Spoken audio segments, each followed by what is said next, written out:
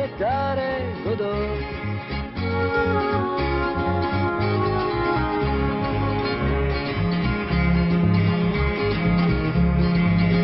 Nacqui un giorno di marzo o d'aprile, non so, mia madre che mi allatta è un ricordo che ho, ma credo che già in quel giorno però, invece di papà io aspettassi Godot. Nei prati verdi della mia infanzia, nei luoghi azzurri di cieli aquiloni, nei giorni sereni che non rivedrò, io stavo già aspettando Godot.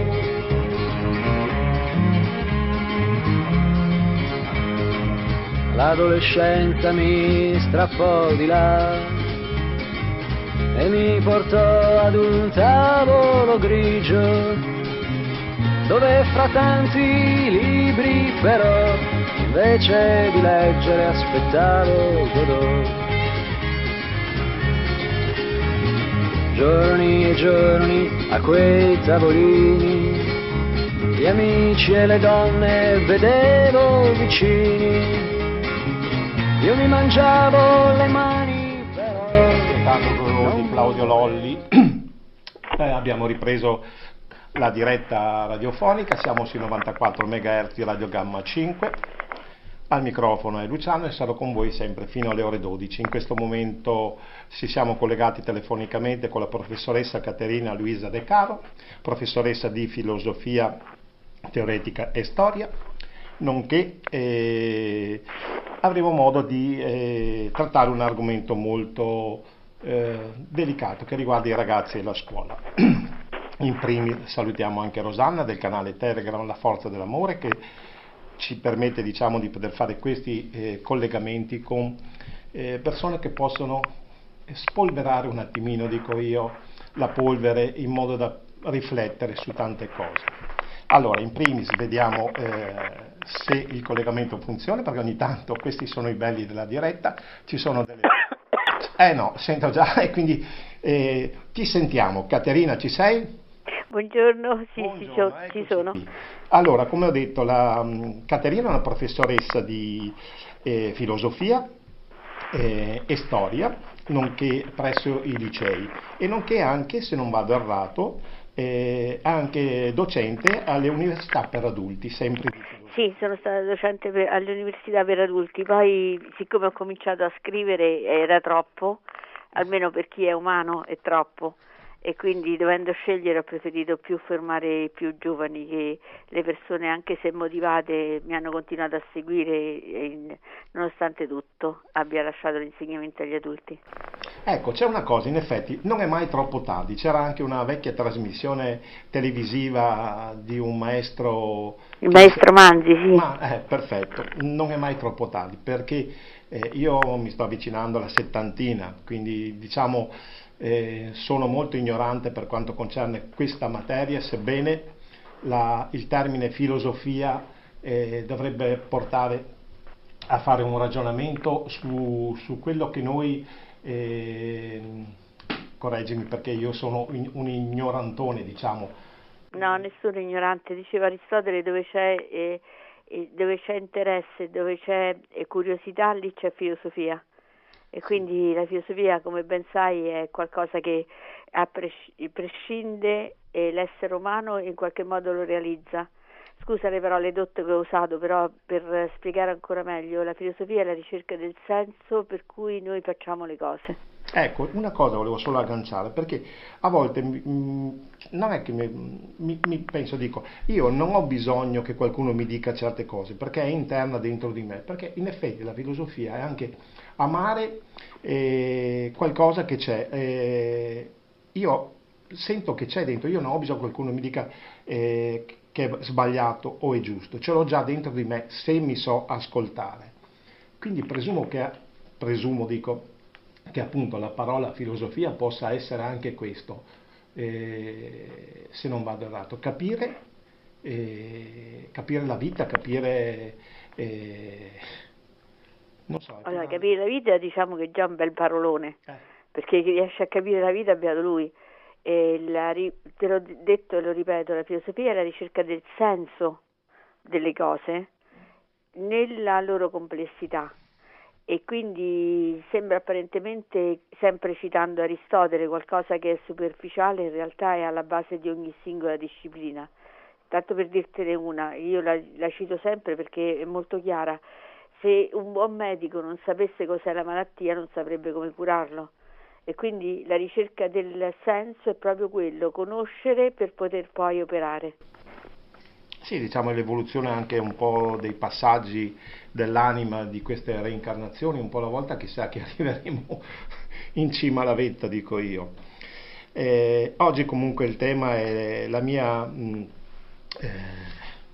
ed è manipolazione di massa, la distruzione della scuola pubblica come processo involutivo delle masse. Chi meglio Sì, di te? abbiamo scelto questo perché, come ben sai, è il tema più ricorrente in questi giorni, in quanto tra il disastro totale a livello politico, il disastro totale a livello economico, si avvicina anche purtroppo quello a livello pedagogico, che ha portato generazioni di ragazzi ad un disequilibrio per quanto riguarda l'approcciarsi al mondo.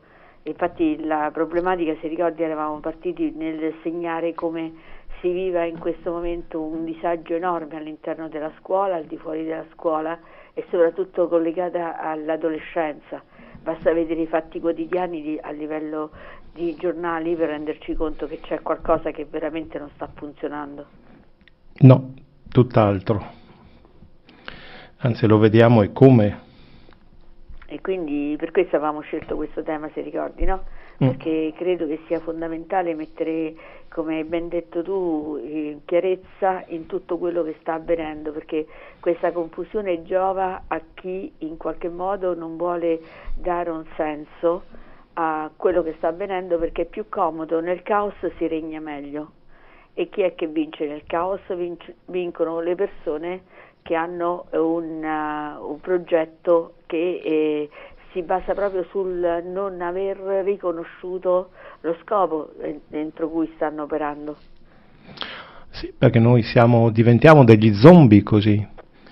No, diciamo che peggio, magari fossimo degli zombie. Magari. Cioè, lo zombie è colui a cui è stata sottratta la vita, no? La capacità decisionale, perché se ti ricordi gli zombie sono dei redivivi, quindi una vita bene o male l'hanno vissuta, ma questi ragazzi non hanno ancora una vita, perché a livello di struttura, quando si entra nell'adolescenza si creano tutte quelle forme di dominio nei confronti della realtà. Se tu togli queste capacità attraverso i mass media, attraverso gli influencer, attraverso questi meccanismi tecnologici che invece di incentivare la ricerca portano l'annichilimento, è chiaro che questi non avranno né vita né potranno mai essere zombie, sono proprio dei morti viventi in tutti i sensi. Beh, come ho detto, chi meglio di te, appunto, che è seduta su una cattedra di un liceo li può, diciamo, vedere, sentire i comportamenti e quant'altro, perché io pure sono stato studente di un istituto tecnico superiore, diciamo, come perito elettrotecnico, e quando si è ragazzi si ha la testa che viaggia in un modo. Se non si trovano, ecco, c'era un professore, ricordo, di chimica, il professor Doni, 1972-73 circa.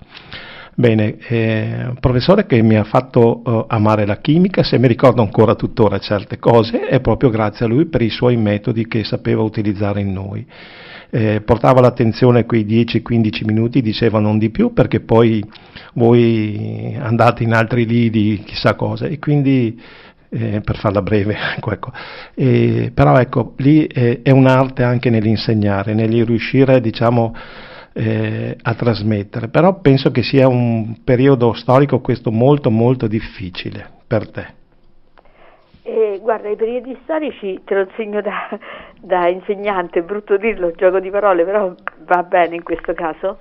non sono mai stati facili, mai, non c'è un periodo storico facile, perché tu pensa soltanto quello che è potuto essere l'esperienza dei nostri genitori, visto che tu più o meno hai 70 anni, sai benissimo che i tuoi venivano dalla guerra, Sì, e quindi mio padre. credo che fosse difficilissimo il loro periodo. Oppure pensa a quello dei tuoi nonni, che venivano dalla prima guerra mondiale con il fascismo, immagina quello dei tuoi bisnonni, che poveretti venivano da una crisi economica dovuta alla fame, alla carestia, a tutto quello che c'era in Italia. Pensa ancora ai tuoi bisnonni che hanno visto l'unità d'Italia e con tutti i problemi collegati al nord, soprattutto nel Veneto, quando ci sono state le grandi rivolte. È ciclica. Quindi non è che dice, sai, il nostro è il periodo più difficile, questo lo dicono gli sciocchi.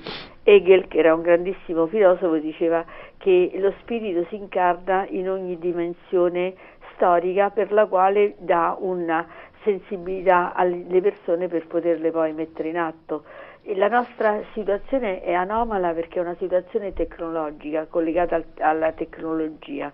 Prima invece era collegata, diciamo, a un altro fattore, che era quello della sopravvivenza, della struttura, del volersi riconoscere a livello sociale. Io ricordo quando ero piccola era veramente un piacere, no? Mettersi in relazione e dire quello è il più bravo della classe, sembrava chissà che cosa fosse. In questa dimensione come la nostra non esiste più questo vedere l'altro che sa come qualcosa di eccezionale, ma diventa quasi una presa in giro, perché tanto si fa altro. Tu pensa soltanto a questi genitori che i figli, invece di dargli delle situazioni di appoggio, non fanno altro che creare diversivi, la palestra, il tennis, il nuoto, il pomeriggio, che ne so, le letture in biblioteca. Cioè, io vedo questi ragazzini iper incentivati a fare 100.000 cose, ma a evitare di fare quello che è consono alla loro età: giocare, creare gruppo,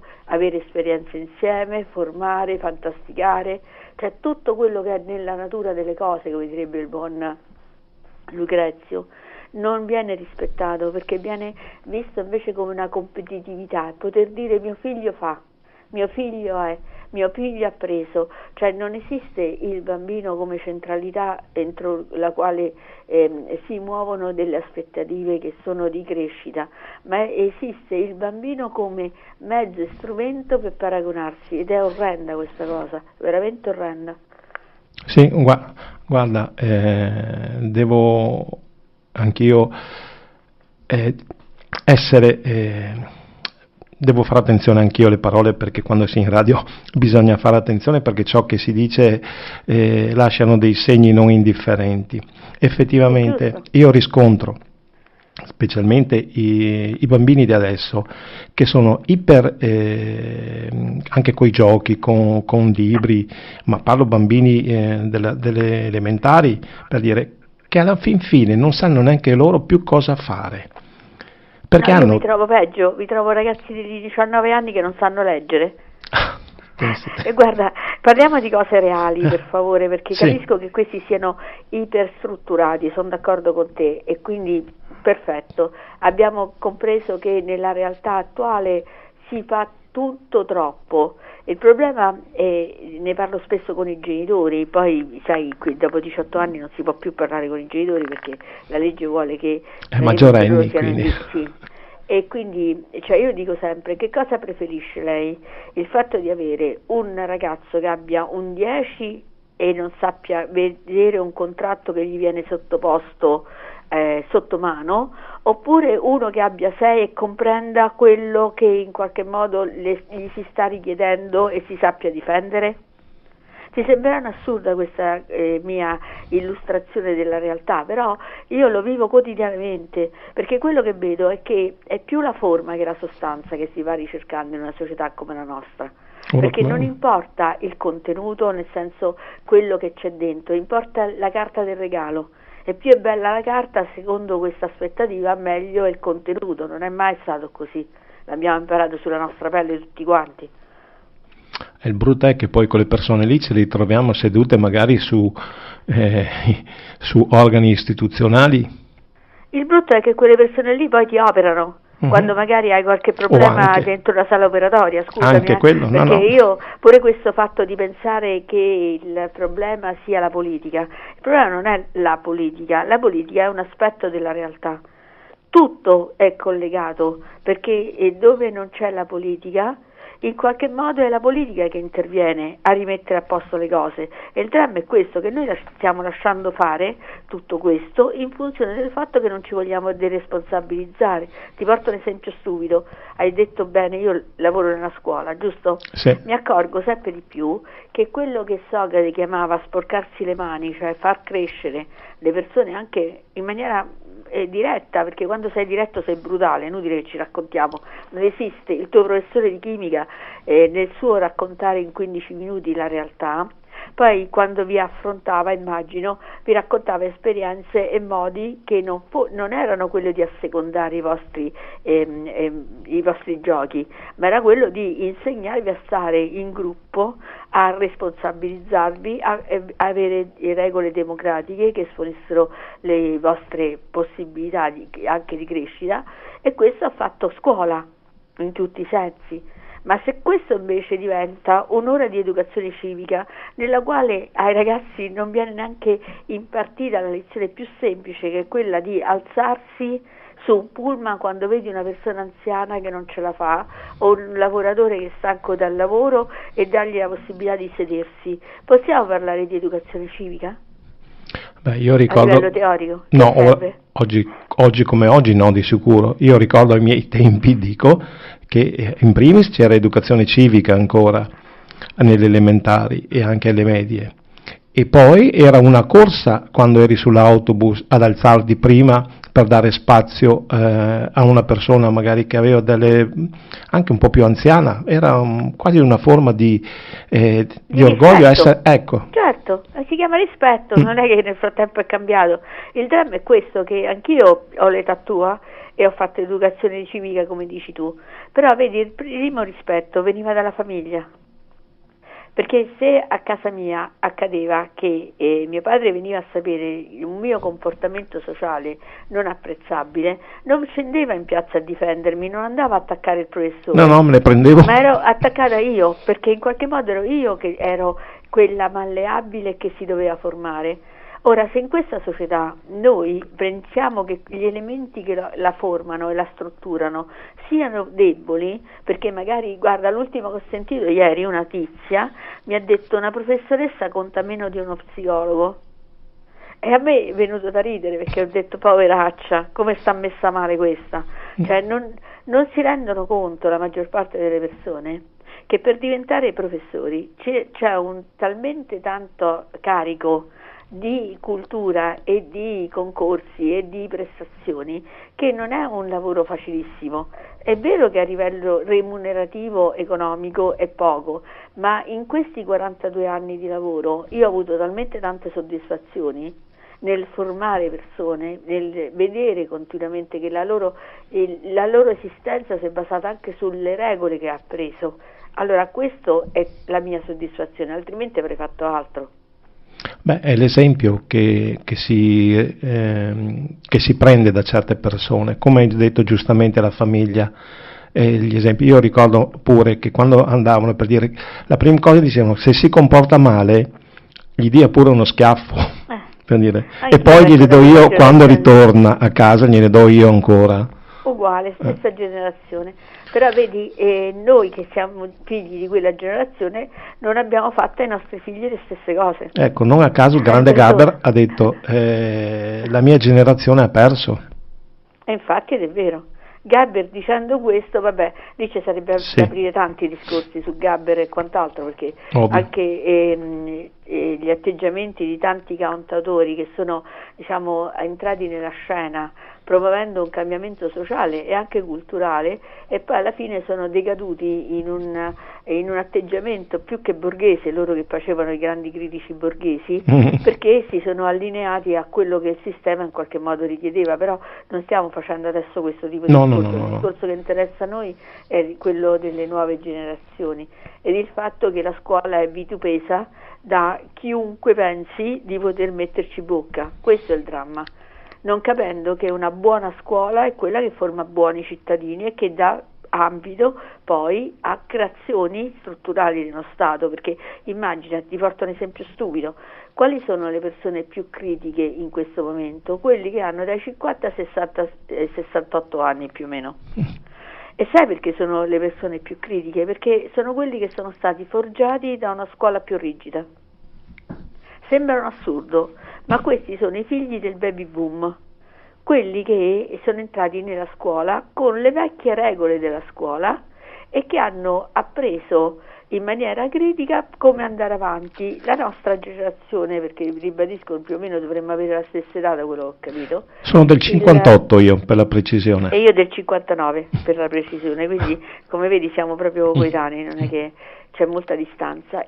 Stavo dicendo, scusa, che la situazione per noi era che la scuola era un ascensore sociale, quindi non aveva senso andare a vedere di chi tu fossi figlio, come nell'epoca precedente, no? Dove vicino al nome del bambino si scriveva se era figlio di NN, se non lo era. Cioè la mia generazione, la tua generazione ha visto la scuola e ha avuto dalla scuola la possibilità di evolversi da quella che era l'economia precedente, la cultura precedente dei genitori, e tendere verso qualcos'altro. Questa nuova generazione invece, a cui è stata esaltata la tecnica, non vede nella scuola qualcosa di positivo, tant'è vero che quali sono gli organi che vengono attaccati da tutte le politiche? La scuola, la sanità e tutto quello che riguarda l'apparato istituzionale. Perché?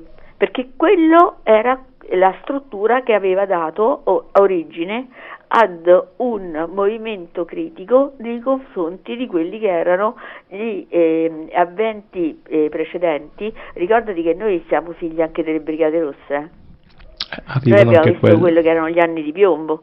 Non so come l'hai vissuti tu, io l'ho vissuti qui a Roma, quindi puoi immaginare è stato terribile, perché mi ricordo andavo al liceo e continuamente facevano scendere dai pullman, perquisivano. Certo non era una guerra, perché non era guerra, però insomma per un ragazzino di 16 anni, 17 anni che vede e che vive quelle esperienze difficilmente te le dimentichi. Io prima di fare quel lavoro lì è capitato che con degli amici eravamo andati a Rimini e proprio il momento che avevano rapito Aldo Moro. Uh-huh. E in effetti quando hanno visto questi gruppi di ragazzi così con le moto ci avevano messi al muro, perquisiti, via di seguito, io sì, ero 18enne ma da poco, per dire, però per dire questo era il clima che c'era in quel periodo lì. Poi nel tempo si capiscono tante cose, io ho fatto un altro lavoro che mi ha permesso anche di capire anche altre cose ancora e alla fine e siamo qui. E siamo qui, però siamo qui con situazioni terribili come quelle che abbiamo vissuto, ma nessuno di noi è diventato terrorista, nessuno di noi è diventato delinquente, nessuno di noi... Perché? Perché in qualche modo alla base c'era una sana critica. Ora, te lo ribadisco, il problema che vivo continuamente è che queste nuove generazioni mancano di critica, perché a quello che viene loro imposto è un apprendimento mnemonico. È molto più facile l'apprendimento mnemonico che non l'apprendimento critico. Ecco perché, guarda caso, quali sono le materie più colpite in questo momento? Quelle umanistiche. Certo. E non per niente, non dimentichiamocelo mai, invece le materie umanistiche a livello mondiale in Italia sono al primo posto, almeno per quanto riguarda la Sapienza, perché noi abbiamo questa grande struttura di base che viene dal Rinascimento, che viene da tanti movimenti culturali che hanno strutturato la nostra mentalità, ma poi, col senno del poi, con l'avvento di tante situazioni, tutto quello che era positivo sta diventando negativo. Ecco perché c'è continuamente la riforma all'interno della scuola. Ti porto un esempio: se i giorni di scuola sono 200, mi puoi spiegare quanto può contribuire togliere ore e ore e ore di educazione civica, di PCTO, di convegni inutili solo per riempire le sale, quando invece sarebbe più opportuno, ribadisco, tornare al sano concetto di saper leggere e scrivere? Ora io passerò anche per Barbara, perché mi rendo conto che per questi nuovi intellettuali una visione centrata sul, come la chiamano loro, il potenziamento non è magari consono al loro modo di pensare, ma io mi accorgo che le civiltà forse anche un pochino più sveglie delle nostre, tipo la Finlandia, la Svezia, stanno tornando di nuovo a far scrivere e a togliere tutto quello che è tecnologico alla scuola. Perché? Perché si rendono conto che in qualche modo vivono e creano queste tecnologie, realtà parallele, che poco hanno a che vedere poi con la realtà concreta. Anche perché il nostro cervello è una spugna ed è facilmente manipolabile. Guarda, lo vedi per quanto è facilmente manipolabile, basta che ti vedi intorno, guarda questi gruppi che stanno nascendo, no? Io li chiamo i gruppi di sostegno reciproco, dove si va a sentire grandi conferenze, grandi cose, ma in realtà ti accorgi guardando queste persone che vi partecipano, che sono persone in ricerca e hanno la sfortuna qualche volta di capitare in gruppi che si servono di loro soltanto per poter recepire economie e non gli infondono niente. Perché cosa è successo di grave? Se tu pensi che il rituale della messa, ti sembrerà un assurdo quello che ti sto dicendo, però faceva sì che una gran parte delle masse convivesse e convogliasse in una situazione di gruppo nella quale poi ci si rappresentava. Venendo meno questi rituali, dove si vanno a rincontrare queste persone? In questi gruppi d'ascolto, io li chiamo, dove in realtà loro non sono attivi, ma vanno per sentir parlare, per sentire raccontare, e questo sentir parlare, questo sentir raccontare altro non è che un modo di togliere delle economie, perché questi pagano per andare a sentire, non è che sono a gratis, e quindi immagina pensando di trovarsi di fronte degli esperti, e invece sono dei grandi manipolatori che hanno fatto delle scuole di proprio modo per catturare l'attenzione su favole che non hanno nessun contenuto oggettivo e scientifico. Utilizzo la parola scientifica nel vero senso della parola, non scientismo. Lo scientismo è quando tu in qualche modo crei, no, un'aspettativa e ti inventi una cosa che può essere similare o vera. Se tu pensi che tutto il Medioevo credeva che in Asia ci fossero dei popoli che avevano un piede, delle grandi orecchie con cui si avvolgevano notte per dormire, cioè questa gente che credeva a queste cose non era la gente della realtà, cioè non è che il Medioevo erano stupidi, è che anche loro avevano bisogno di sentir raccontare storie, di far parte di un gruppo, e quindi ti rendi conto perché oggi c'è tutta questa grande ricerca in questi gruppi d'ascolto, in queste conferenze. Ma te ne rendi conto se hai alla base un'esperienza critica di conoscenza. Se tu queste cose non le sai, quando ti entri in questi gruppi ti sembra chissà quali grandi verità ti stanno sconvolgendo la vita. E il brutto è che quando entri in questi gruppi qui prendi per oro colato tutto ciò che poi viene detto. Bravo. Senza... Esatto, perché ti manca la critica, è quello che abbiamo detto prima.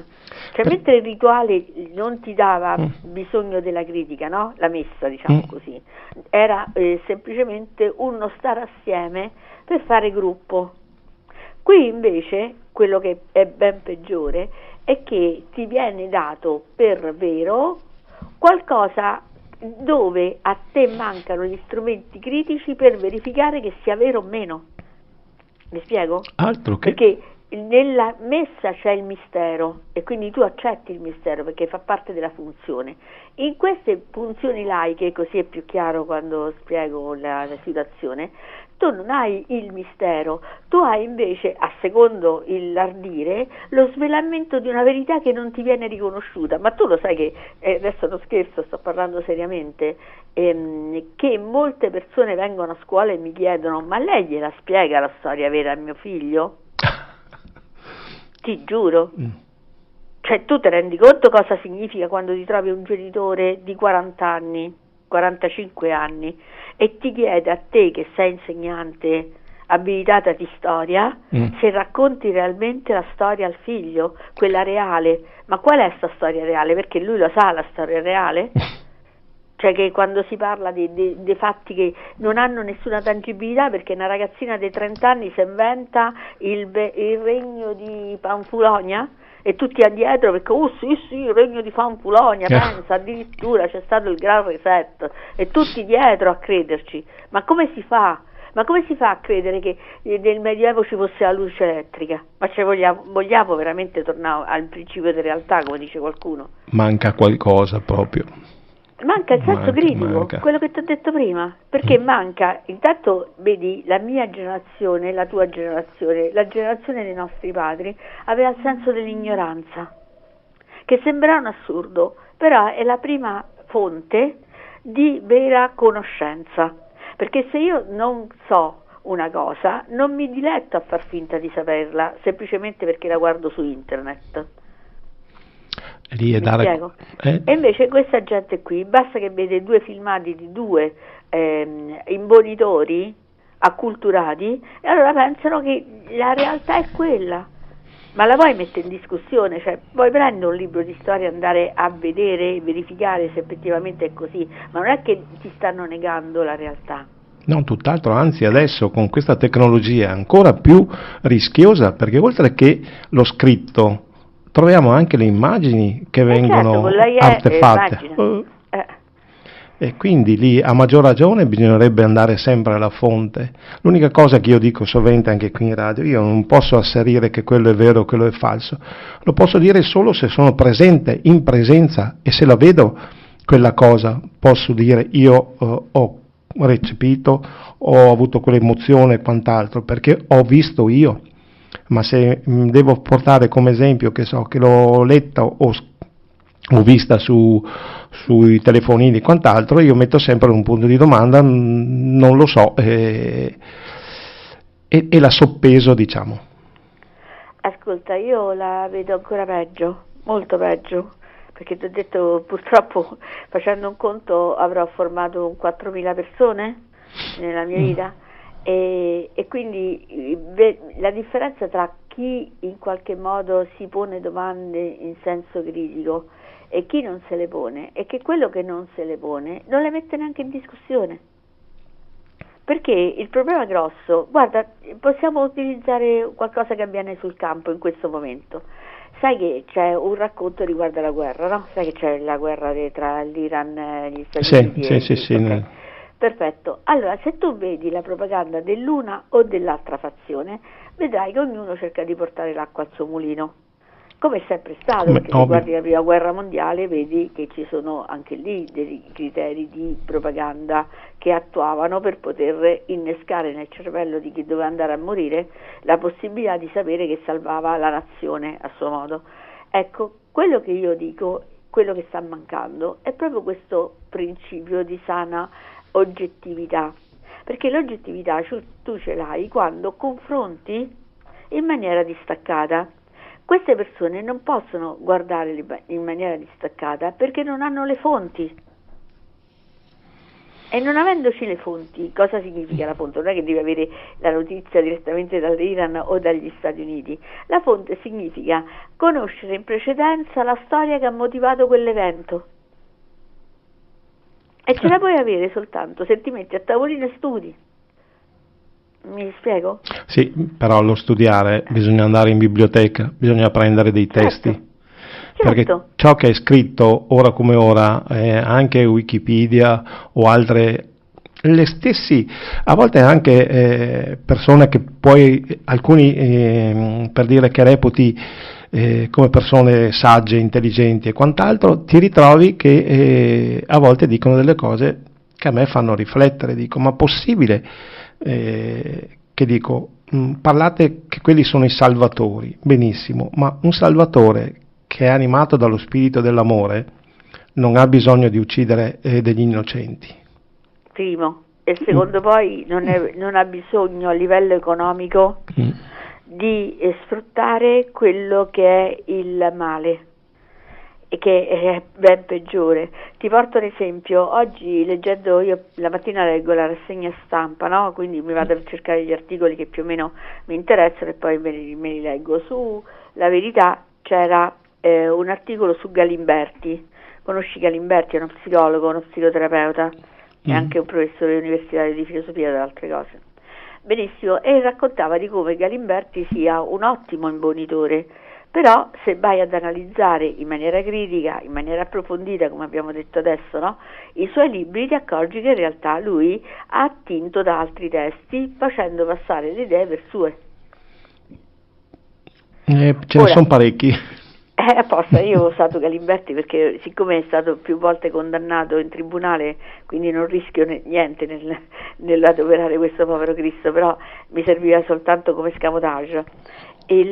Quello che io intendo è che se io vado a leggere Galimberti, io ho letto parecchie opere di Galimberti, uno per esempio che a me è piaciuto molto si chiama Il corpo, è una specie di sintesi filosofica del materialismo marxista applicato a tutte quelle categorie economiche e sociali che riguardano proprio il corpo inteso proprio come tale. E quindi un bellissimo lavoro a livello filosofico, niente da eccepire. Il problema è questo: quando Galimberti apre la bocca è il primo che parla male degli insegnanti, è il primo che sputa sulla scuola, è il primo che dice che la scuola non serve a niente, che bisogna essere empatici con gli alunni. Cioè, ti rendi conto, ti ho appena detto che lui scrive e affronta le cose in maniera tecnica e poi si comporta né più e né meno come un millantatore, perché essendo lui del ramo dovrebbe sapere come funziona la scuola e invece attacca la scuola. Cioè lavorando contro queste generazioni, non a favore, perché non è dicendo, come diceva il buon Platone, se tu in qualche modo gli dai tanto e questi vogliono di più, tu non li aiuti, è le regole, il giusto che va in qualche modo a costruire l'individuo. E invece Galimberti, ribadisco, professore universitario, scrittore, cosa fa? Agisce all'inverso, invece di strutturare e dare forza alla scuola, demotiva la scuola dicendo che la colpa è di coloro che sono all'interno della scuola. E mentre oggi, nel 2026, lo stesso Galimberti ha cominciato a cambiare registro perché si è reso conto che la sparata è talmente grossa in questi ultimi 20 anni, e parlo di 20 anni perché so quel che dico, basta semplicemente vedere gli articoli che scriveva sulla Repubblica per rendersi conto di quello che io sto dicendo, e comincia a parlare male dei genitori, che bisogna cacciare fuori i genitori dalla scuola e quant'altro, ma non è così che funziona. Cioè, quando tu sei coerente nei momenti di caos, una grande resistenza avviene facendo ognuno il proprio compito. Il brutto è che persone così poi si portano al seguito tantissime persone che non sanno più saper, riflettere. Certo, è quello che abbiamo detto, vedi? Sì. Cioè, perché lì si basano sul nome, sul certo. grande nome. Siccome lui ha un grande nome, sta sempre in televisione, perché questa povera gente, basta che vede qualcuno in televisione, su internet, pensa chissà che grande autorevolezza. Cioè, io ho scoperto di gente che si millanta di essere professore universitario di università che non esistono, di avere titoli universitari o addirittura lauree che non esistono. Però questi poveri cristi che sono casalinghe, persone lavoratrici, perché li vedi in faccia che sono lavoratori, di gente che fa sacrifici per vedere e andare a sentire questi, non si rendono neanche conto che questi non hanno preso un testo serio in mano e non l'hanno elaborato, perché gli raccontano il fanfulla, te lo ribadisco, e loro poveretti dicendo se lo dice X che è professore all'università Y, vuoi che non sia vero? È apposta. Vuoi che non sia vero? Guarda, Bertolt Brecht fece un'opera meravigliosa, Vita di Galileo.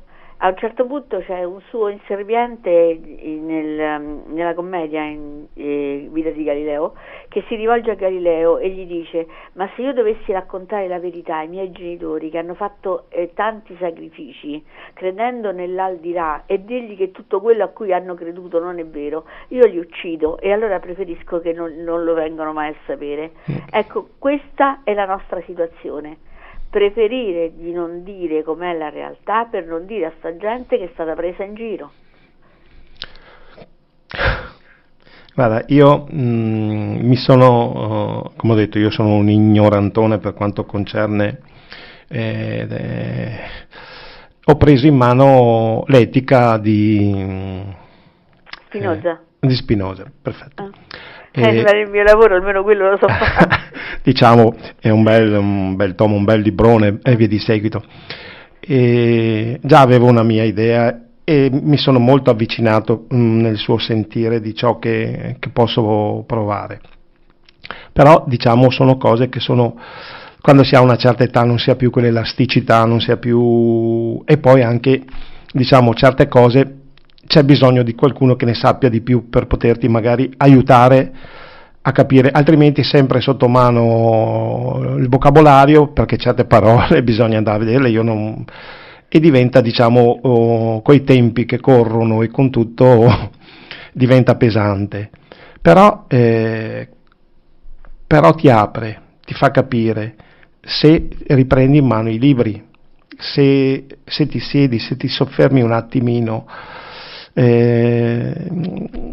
c'è qualcosa che ci brucia dentro. Allora, tu hai citato 3 cose importanti. La prima è il fatto che la filosofia apre, secondo il linguaggio e terzo il maestro. Allora, riparliamo della filosofia. Perché apre? Perché l'etica di Spinoza, guarda caso, viene scritta in un'epoca molto simile alla nostra, viene scritta in Olanda. Tu immagina che lui è figlio di emigranti, quindi Sì. vive una situazione terribile, povero Cristo. Tra le altre cose viene cacciato dalla sua comunità perché è ritenuto eretico, quindi tu sai c'è una forma... Sì, che dalla Spagna sono stati cacciati, diciamo. Sì, erano sefarditi, erano ebrei sefarditi, quindi non erano spagnoli, erano portoghesi loro. Quindi era collegato al mondo portoghese, Sì. gli Spinoza. E quindi questa è la prima cosa. Perché l'etica? Perché lui dice che l'etica è come qualcosa di geometrico, quindi è come la matematica. Se tu hai una premessa che è un assioma, quindi una premessa generale, per noi la premessa generale è Dio esiste. Ok? Se tu credi che Dio esiste, poi tutto quello che viene dopo è collegato al fatto che Dio esista. Ma se tu nell'etica non hai la premessa generale che è il bene, come puoi procedere nella ricerca del bene e nel fare il bene se tu non lo conosci? Questa è diciamo, la struttura portante di Spinoza. Quindi non per niente i nazisti vietavano la lettura di Spinoza, immagino che tu lo sappia questa cosa. E fa una riflessione non indifferente questa, cavolo. Certo, perché immagina che lui era religioso. Perché lui non parlava più di religione, no? Viene cacciato sia dai cattolici sia dagli ebrei, perché dice che la spiritualità è qualcosa che ci connette direttamente a Dio, quindi supera Lutero, supera Calvino, sì. va oltre, diciamo. Scusami se entro nella parte tecnica, però è per spiegare bene quello di cui stiamo parlando. Il linguaggio tecnico io trovo che sia giusto che ci sia, perché comunque tu se racconti il fanfulla lo racconti in maniera tale che fai diventare semplice delle cose che semplici non le sono, perché se io parlo di assioma e tu non sai che cos'è un assioma, tu in qualche modo continui a pensare che tutto ti è dovuto, mentre invece nella cultura niente ti è dovuto, proprio per il fatto, come hai detto bene tu, che ti devi sedere a tavolino, prendere il vocabolario e quello sforzo che tu fai accresce la tua cultura, ma non l'accresce in quel momento, l'accresce in senso generale, e questa è l'importanza del linguaggio. Terzo, la questione del maestro purtroppo è una questione molto seria, perché se tu pensi che tutta la cultura, ma proprio tutta la cultura, ha sempre gestito il suo percorso culturale su colui che viene diciamo ad illuminare il percorso dell'iniziato in funzione della comprensione. Ti porto un esempio subito. Sant'Agostino diceva: se tu vuoi in qualche modo insegnare, ti devi porre nella stessa dimensione dell'alunno, dell'allievo, per crescere insieme a lui. Questo è un bravo maestro. Non è uno che ti dà la polpetta e dice mangia, è uno che insieme a te mette insieme gli ingredienti per formare la polpetta, perché magari quello che facciamo insieme è migliore di quella che io posso fare da solo. E io ricordo in effetti negli istituti tecnici, lo dico sempre, manca, sì, c'è l'insegnante di storia e di italiano, però è ristretto rispetto alle materie tecniche, perché essendo un istituto tecnico, a differenza che so di un classico o di un scientifico, magari dove le materie umanistiche hanno un peso maggiore, sicuramente nel classico c'è poco da fare. Posso dirti una cosa? In maniera brutale, ex quasi insegnante, ancora no perché sto ancora nella scuola, quindi mi sto molto tenendo fino a che non si sputa nel piatto dove uno mangia, però le cose vanno dette in onestà. È vero a livello teorico quello che stai dicendo, ma non è tanto l'indirizzo, è l'insegnante che fa il allievo. Sì, perché tu puoi incontrare, io ho incontrato colleghi meravigliosi negli istituti tecnici, con un'apertura mentale, con una capacità critica, con una visione di prospettiva, per cui non hai bisogno di conoscere tanto, hai bisogno di aver argomentazioni, vedi la tua curiosità ti è stata data da quegli insegnanti là, perché magari persone che hanno fatto il classico e hanno ripetuto in maniera mnemonica, quella tua struttura non ce l'hanno. Ecco, lì devono essere motivati loro, lì ecco, è proprio perché l'insegnante è nato per fare quella cosa, è portato, certo. Se non ce l'ha, seguono diciamo il programma scolastico, quello è via di seguito, e non gli interessa nulla, non gli interessa riuscire a trasmettere. Non gli interessa come non interessa al medico quando tu vai e ti dà la medicina, scusa, non dobbiamo hai perfettamente ragione, cioè, dobbiamo entrare in un'ottica, il fatto che la scuola è diventata una specie di mucca a cui tutti attingono perché non trovano un altro posto di lavoro. Perché se tu sapessi quanta gente si è convertita di entrare nella scuola come insegnanti di sostegno, e non te lo puoi neanche immaginare, io ho visto gente, avvocati falliti, economisti falliti, cioè gente che ha provato in altri campi, ha visto che non andava e allora poi facendosi un bel corsetto di 40 ore, 50 ore, è entrato nel sostegno. Secondo te questo con quale motivazione entra nella scuola? Certo non buona. Io vorrei dire, aggiungere una cosa, e sicuramente lo saprai anche tu, in Giappone l'unica persona che può non inchinarsi davanti all'imperatore era l'insegnante. Non so se tuttora sia. Io te la dico meglio perché questa mi piace molto, ma è presa da internet. Ah sì? C'era un scrittore importantissimo siciliano che ha trattato di mafia ed era molto molto serio, che diceva: di fronte a un maestro mi tolgo sempre il cappello. Ecco, non c'è bisogno di andare in Giappone, c'è bisogno di tornare qui però e veramente mettere radici, perché quando una persona si rende conto che le basi della tua vita te le dà chi ti insegna a leggere e a scrivere, e ti rendi conto che il rispetto che va dato a quell'essere è talmente tanto grande, perché se tu non avessi quella chiave di lettura della realtà tu saresti tagliato fuori dal mondo, e invece centinaia di madri frustrate che stanno fuori dalle scuole elementari e che non fanno altro che criticare se gli si danno i compiti, se non gli si danno quello che fa la maestra, quello che non fa la maestra, cioè lì il vero fallimento. Perché Sciascia, quando diceva mi toglierei il cappello, lo diceva in funzione del fatto che tu, maestro, gli stai dando le regole sociali.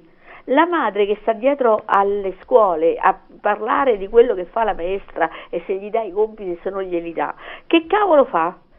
Secondo te apporta al figlio una struttura tale per cui sarà una persona che saprà affrontare le situazioni da solo? No, di sicuro. C'è l'avvocato difensore fuori dalla classe, quindi puoi immaginare che tipo di struttura. L'hai detto bene prima tu, se tu provavi a sbagliare i tuoi genitori te ne davano il doppio di quello che ricevevi a scuola. Non abbiamo mai ricevuto né io né te botte, diciamolo, perché no, tutt'altro. Però era una mentalità.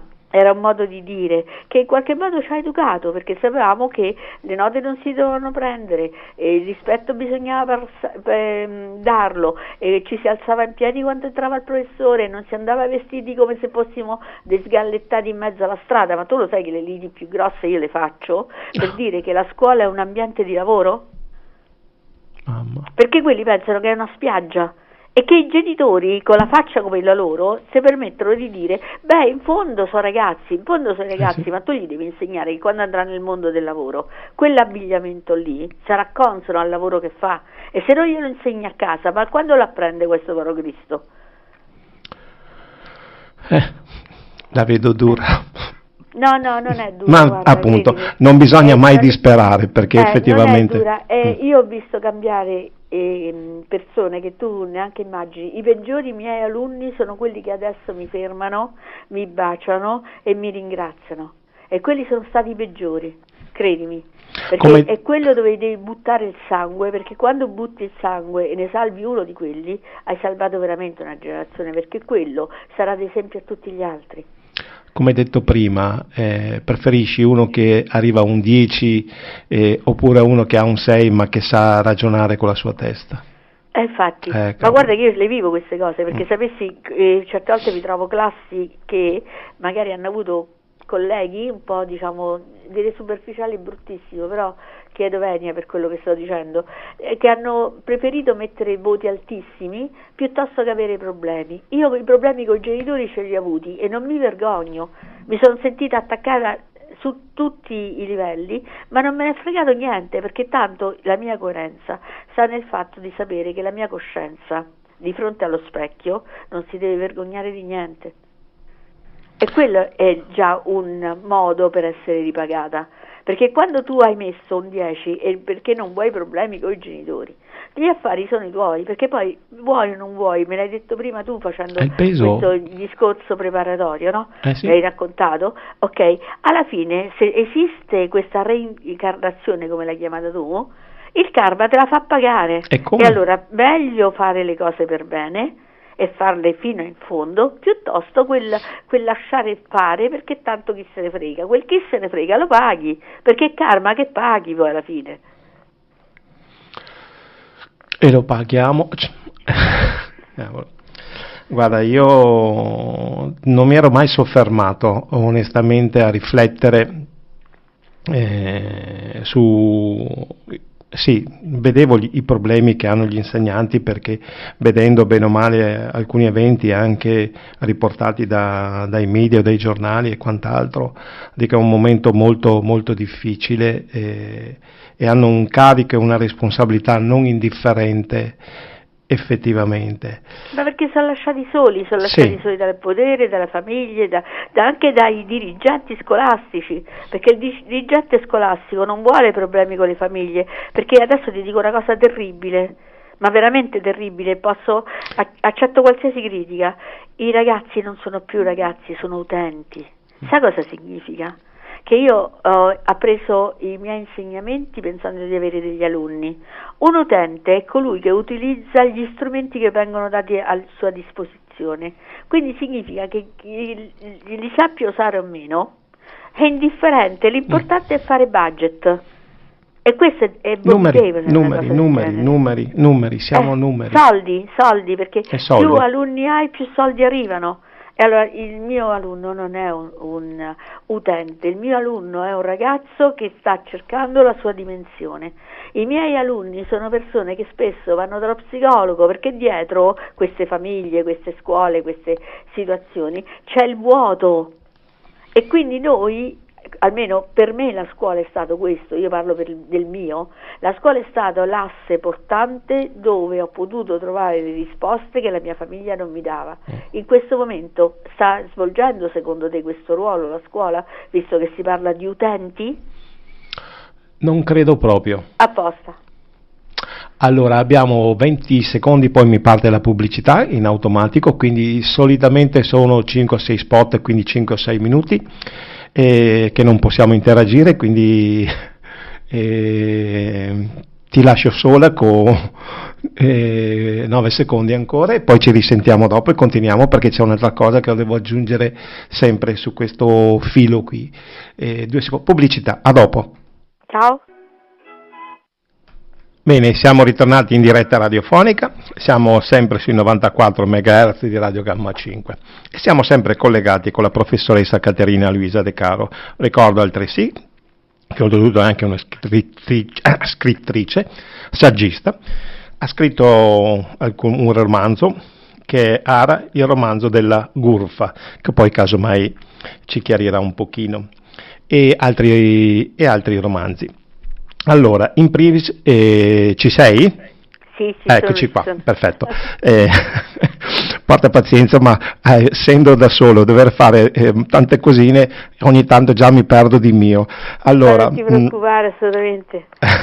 allora, ritornando al discorso di prima, in effetti i genitori, cioè noi abbiamo delegato con la politica, con la medicina, con la scuola e quant'altro, cioè la figura dei genitori nei confronti dei figli delegano, cioè il genitore delega la scuola all'insegnamento, al senso civico, a tantissime cose, e invece dovrebbe partire dalla famiglia. Però ora come ora sappiamo che ci sono problemi a destra e a manca in tanti settori, ma c'è qualcosa che si può migliorare secondo te? Sì, tantissimo. Ecco, perché a volte Intanto, sì, la vediamo il senso male. di responsabilità, per esempio, perché è giusto che il genitore deleghi alla scuola quello che riguarda l'educazione civica o la cultura, è giustissimo, hai detto cose giuste.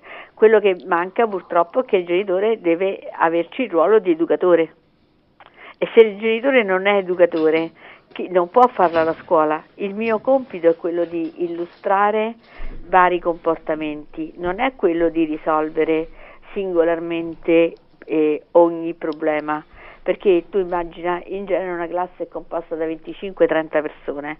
È vero che anche ai tempi nostri era così, però abbiamo detto che c'era una situazione un po' diversa. Ora immagina, di questi 25-30 persone, Beh, non c'erano i psicologi. Famiglia. Bravo, è quello che stavo tentando di dire, cioè ognuno di loro ha una famiglia problematica, perché diciamoci le cose in realtà, cioè tutto questo nasce dal fatto che negli anni 80 è esplosa quello che noi chiamavamo l'edonismo reganiano, cioè ognuno deve pensare alla propria felicità, dimenticando il senso dell'appartenenza, della responsabilità. Questa cosa ha fatto sì che molte persone che magari avevano intrapreso progetti anche di convivenza, di matrimonio, eccetera, pensassero più giustamente, non sto giudicando, non sono una bigotta, sto semplicemente ragionando sul fatto che molte volte averci dei figli significa perdere quelle che sono le proprie prerogative in funzione di quello che è l'educazione dell'altro. Diceva benissimo un filosofo che si chiamava Kierkegaard che nel momento estetico in cui noi pensiamo al nostro interesse personale, dimentichiamo che esiste l'altro, perché pensiamo solo a noi, ma nel momento in cui una persona diventa padre di famiglia non può più avere questo atteggiamento, perché non è detto che il fatto di essere padre significa che non ti innamori, ma certe volte il sopprimere determinati sentimenti che sono egoistici e sentimentali fa sì che aiutino l'altro che ha più necessità e più diritto, perché un figlio non ha deciso di venire al mondo. Vedi, la differenza tra la mia generazione e quella precedente è che i miei genitori avevano il senso di responsabilità nei confronti dei figli, e questo era molto forte, molto marcato. La generazione attuale non la sente così forte, e me ne accorgo, te ribadisco, perché io adesso avrò formato minimo 5 o 6 generazioni, perché una generazione più o meno sono 5 anni, quindi immagina quanto possono essere diversi questi genitori moderni da quelli che erano di 30 anni fa, di 40 anni fa, perché i valori sono diversi. Il valore di una madre che si va a riempire le bocca o a tirar fuori, che ti posso dire, il meglio di sé a livello estetico, quanto puoi proiettare nello sviluppo psichico di una bambina il suo accettare il corpo nelle sue debolezze? È una domanda che ti faccio. Vedi, la scuola non può sopprimere questo, cioè io ti posso aiutare perché mi rendo conto quali problematiche tu possa avere, perché è stupido non dire che noi ce ne accorgiamo, perché dietro ogni ragazzo c'è una famiglia, ma io posso aiutarti per quello che posso, perché non posso dividermi per 28 problemi, posso aiutare al problema che mi si erge davanti e in qualche modo per cercare di mettere la toppa, che non serve, perché purtroppo se alla base non c'è un valore, che cavolo posso fare io? ecco che interviene lo psicologo e fa altri danni. Perché fa altri danni? Perché io ho litigato tante volte con gli psicologi che vengono a scuola e impongono la loro visione di quello che secondo loro dovrebbe essere la scuola, dimenticando che la forma della scuola è quella di educare al gruppo, non pensare alla singola persona, perché se un ragazzo è problematico io sono d'accordo che venga aiutato, d'accordissima, ma non mi devo dimenticare degli altri 24, perché sono altrettanto importanti come lui. Mi spiego? Sì, sì. Come abbiamo detto, numeri come genitore 1, genitore 2. Perfetto, e anche questi quindi, sono altri problemi, non ne parliamo perché la sovrabbondanza di problemi che vengono dal mondo esterno non puoi immaginare.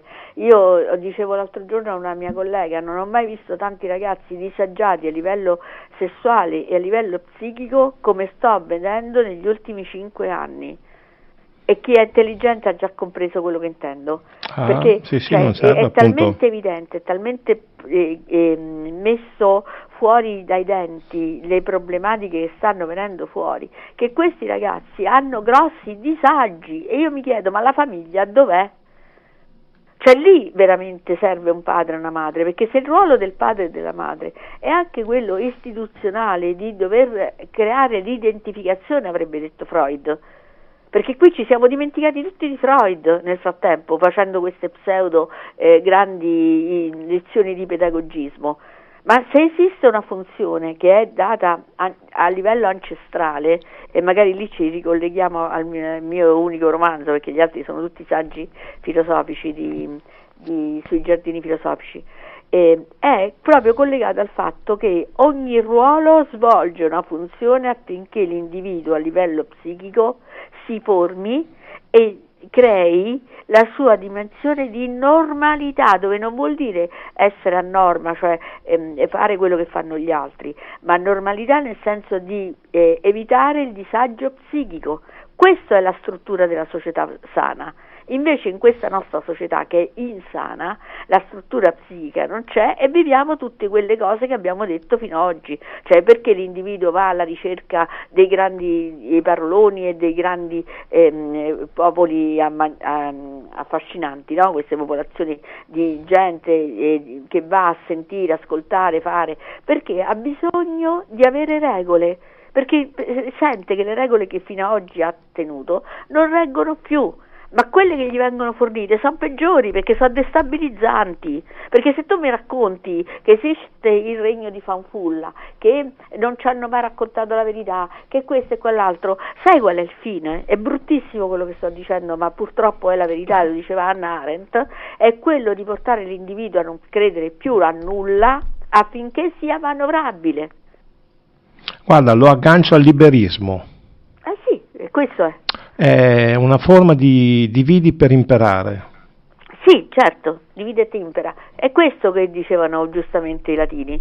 Ma i latini avevano una struttura portante, non per niente lasciavano che ogni comunità vivesse la propria dimensione sia a livello religioso sia a livello economico. L'importante è che rispettassero le leggi di Roma e le tasse, e le tasse anche Gesù, no? Date a Dio quel che è di Dio e a Cesare quel che è di Cesare. Perché lo diceva? Perché l'importante è che ci sia la regola non porta caos, invece qui c'è la volontà di fare caos affinché tu diventi una specie di mucca da mungere per tutto quello che è a livello energetico, a livello economico, a livello psichico. Cioè queste persone, secondo te, ma tu le vedi perché ne incontri, ne sentirai tante con la radio che hai, sono persone stabili? Il mio silenzio. Ok, e ci siamo capiti. Quindi... Forse mi dispiace di essere molto, sembra quasi che sia polemica. No, guarda, aggiungo, c'è un messaggio di Alberto, dice: salve, sono un insegnante di sostegno, oggi all'Istituto Superiore Professionale, dice, sono d'accordo con quello che dite, e dice, trovo purtroppo molte famiglie assenti, separazioni, il vuoto, molti insegnanti si rendono conto, ma arrivano dove possono e poi alla fine dell'anno devono tagliare i rami secchi. Magari non si possono tagliare, dica questo insegnante, se fosse vero, i rami secchi non si tagliano più. Perché non si tagliano più? soldi che non entrano. Andiamo all'utenza. Questo arrivare al quinto liceo che non sanno leggere e scrivere, porcaccia la miseria, e scusatemi l'arrabbiatura e spero che il collega mi comprenda, cioè vuol dire che abbiamo fallito, che la società ha fallito, perché questi ragazzi usciranno fuori, gli metteranno i contratti di lavoro e non sapranno decodificare che cosa stanno firmando. Si appoggeranno. Io ho avuto modo di vedere di un professore universitario a Udine, mi sembra che in un'aula ha bestemmiato perché se l'è presa con i ragazzi, dice non potete mandarmi i compiti e vi appoggiate a come si chiama quella? L'intelligenza artificiale. Sì, gli ha dato un nome che non mi ricordo quale, comunque morale da favola, poi è stato richiamato. Ecco, è stato richiamato, si vede dal rettore, perché è scappata la bestemmia, però a un certo punto credo che quando Ascolta, adesso ti dico una cosa, te lo dico perché ho fatto convegni sull'intelligenza artificiale, e la persona ignorante non riconosce quello che è scritto da un'intelligenza artificiale da quello che è scritto da un amanuense tipo me o tipo gli scrittori veri, perché adesso vendono libri, centinaia di libri fatti con l'intelligenza artificiale, te ne accorgi perché certi personaggi nel giro di 2 mesi pubblicano 3-4 cose completamente diverse l'una dall'altra, con una qualità che è sempre la stessa, perché è come se tu prendi il frigorifero, tu sai che c'ha 4 ripiani, puoi cambiare le merci che metti dentro il frigorifero, ma la funzione del frigorifero qual è? La stessa. Ok? L'intelligenza artificiale fa quello. Noi che facciamo questo mestiere lo sappiamo quando un tema è fatto da un'intelligenza artificiale o quando è fatto da un ragazzo. Io me ne accorgo subito. Ma una persona che non conosce questi strumenti pensa che ammazza che genio questo, ha fatto 3 libri, si è occupato di Pampulonia, ma perché non lo può capire? Perché non sa quali sono le strutture con cui si determinano determinate cose. Un esempio per tutti, guarda, te lo dico perché mi ha fatto morire da ridere. Sono andata alla ricerca di un libro che mi interessava perché trattava di miti, poi dopo se vuoi ti parlo un po' del libro mio. E io sono molto, attenta per quello che riguarda la mitologia, mi piace molto perché dentro c'è una sapienza infinita proprio misconosciuta. Allora mi sono andata a cercare questo libro, mi interessava, l'ho cominciato a leggere, ho letto le prime 10 pagine, mi sono messa le mani ai capelli e lo stavo buttando, dicendo porca miseria, questo dice di essere insegnante delle scuole medie, ma questo neanche alle elementari dovrebbe entrare, perché diceva delle cose così errate, così sbagliate, così poco tecniche, ok, per chi è addetto ai lavori, però se tu vedessi quanta gente stava lì a comprare quel libro, tu non potrai mai immaginartelo. Perché? Perché la gente non sa, e quindi non sapendo lui si vende come professore, si vende come esperto, si vende, e poi sanno costruirla bene la scena, perché in posti di ritrovo dove si mangia, si discute, in realtà non si discute, si mangia, appunto, perché tanto poi lo sai benissimo che il primo stomaco è quello che conta più del primo cervello. E allora in questo io dopo mi sono detta, se questa gente fa questo lavoro io non lo voglio fare. Cioè io non voglio creare questo tipo di aspettativa, non voglio creare questa illusione, perché questa è una finta illusione per far sì che queste persone prendano soldi. Perché tutto questo poi, come avrebbe insegnato Marx, è sempre una questione economica, non è una questione intellettuale. Il dramma è che l'intellettuale purtroppo non è legato all'economia. Io con i miei libri non diventerò mai ricca, ma chi se ne frega, però so che ho creato un sacco di posti di lavoro. E sono orgogliosa di questo, perché vuol dire che le nuove generazioni potranno attingere a degli strumenti che consentiranno loro di poter dare cultura. Mi spiego? Guarda, io aggiungo sovente qui in radio quando dico, forse vi siete dimenticati che ci sono anche le biblioteche. Ma non importa, guarda, perché non ci vanno più nelle biblioteche. Pochi. Basta semplicemente vedere che i giornali spesso regalano anche dei libri colti.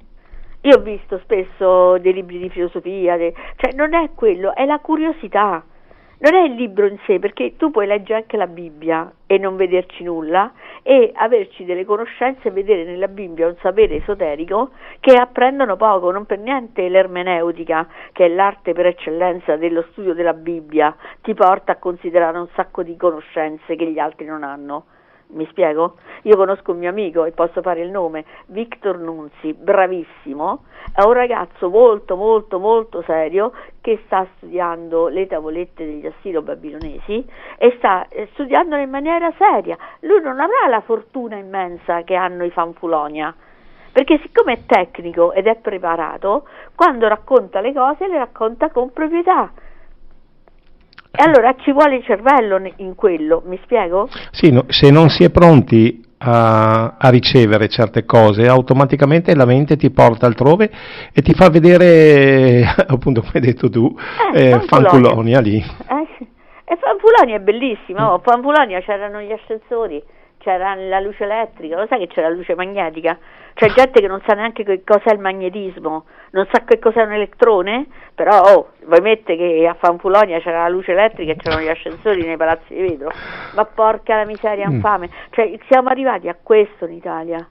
D'altronde la storia è sempre stata scritta dai vincitori. Se chi anche questa è un'altra banalità, non è assolutamente sì, non è una banalità, la storia è un processo, dice Hegel, che si incarna nel momento in cui si attua, perché se fosse scritta come dici tu dai vincitori, ok, e noi non sapremmo nient'altro, e invece guarda caso la storia per sua natura crea sempre l'opposto da sé. Forse mi sono spiegato male io, nel senso mi appoggio al fatto che ci sono tantissimi libri che vengono di scuola che cancellano determinate cose.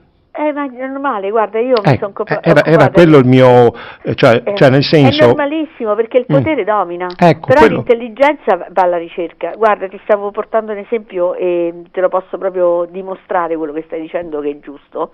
Io sono un'esperta di controstoria dell'Unità d'Italia.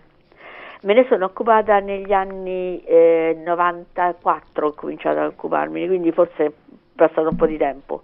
Quando parlare di certe cose non solo venivi visto come quelli che ti raccontano delle scie chimiche o dei Fanfulonia, tanto per dirti, ma molto peggio perché sai che sull'Unità d'Italia ancora c'è il segreto di Stato. Queste cose la gente non le sa. E perché c'è il segreto di Stato? Perché ci sono dei documenti che sono, diciamo, molto compromettenti. Cosa è successo? Che l'altro anno Carlo III d'Inghilterra è andato in Parlamento e ha svelato una cosa molto semplice. Bene, tu devi sapere che quando è successa questa cosa io l'ho fatta vedere ai miei alunni e gli ho detto: ma sapete perché si può permettere lui di entrare in Parlamento? In Parlamento non ci può entrare nessuno, non è che Mattarella va in Inghilterra e lo fanno entrare in Parlamento, ma che siete matti? Cioè lui si è permesso di farlo perché ha detto quella frase, cioè noi abbiamo contribuito all'Unità d'Italia, e lì è partita tutta la lezione. Mi spiego? Allora, questo io intendo quando dico sapere critico, perché quest'anno, cioè dopo un anno, finalmente su Facebook la gente si è svegliata e ha capito quello che diceva Carlo III, dopo un anno. Allora, se questo avviene dopo un anno, vuol dire che sul pezzo tu non ci sarai mai, non capirai mai, come hai capito dopo che ti hanno punturato, che forse ti stavano a prendere in giro e ti sei giustificato dicendo lo dovevo fare perché, ma perché? Ma oltre la salute che cosa c'è di più importante nella vita? L'hanno trovata buona. Hanno trovato buona la famiglia, gente, però. Il lavoro, i figli. Ti ribadisco, non hanno trovato buono. No. Perché io ho rimesso il lavoro, le mie amiche sono state sospese, i miei amici medici non hanno lavorato, cioè io ti posso portare decine e decine di persone che hanno detto no. Sì, io pure.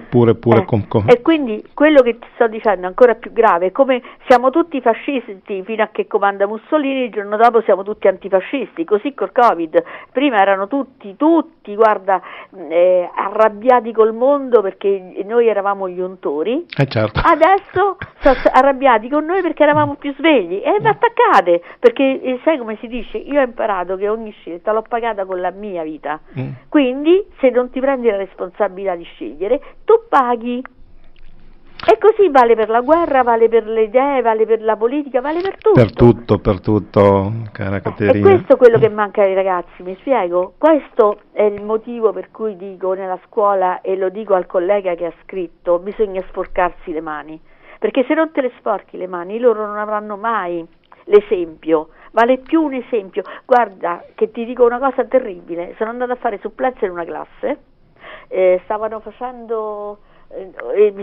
forse Napoleone, non mi ricordo cosa stessero facendo, comunque ci siamo messi a parlare e a un certo punto gli ho parlato delle scelte.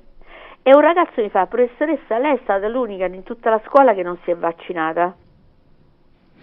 E a te chi te l'ha detto? Cioè, professoressa, ma se sa.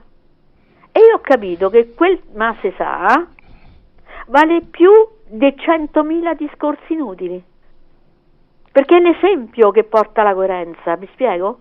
Perché tu puoi parlare di fanfulla e poi di fanfulla non esiste, perché ti vai a fare i cavoli tuoi e te li stai facendo sulla pelle della gente. Lo chiamiamo karma, lo chiamiamo dharma, lo chiamiamo come te pare, comunque tu paghi, perché quell'esempio lì che stai dando è quello che ti possono fregare e tu freghi.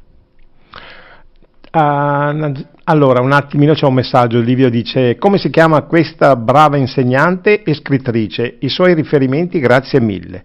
Si chiama Caterina Luisa De Caro, professoressa di filosofia e storia, filosofia teoretica e storia presso i licei, e ha scritto dei libri, tra cui l'ultimo mi sembra che era Ara, il romanzo della Gurfa, che è ambientato in Sicilia, se non vado errato. Sì, è ambientato in Sicilia, ma in realtà parla di una popolazione che si è disseminata nel Mediterraneo e aveva il culto della Dea Madre. Ti premetto che è ambientato in Sicilia per una questione molto semplice, perché il mito di Demetra e di Core è ambientato in Sicilia. Allora io sono partita dalla situazione: perché proprio in Sicilia?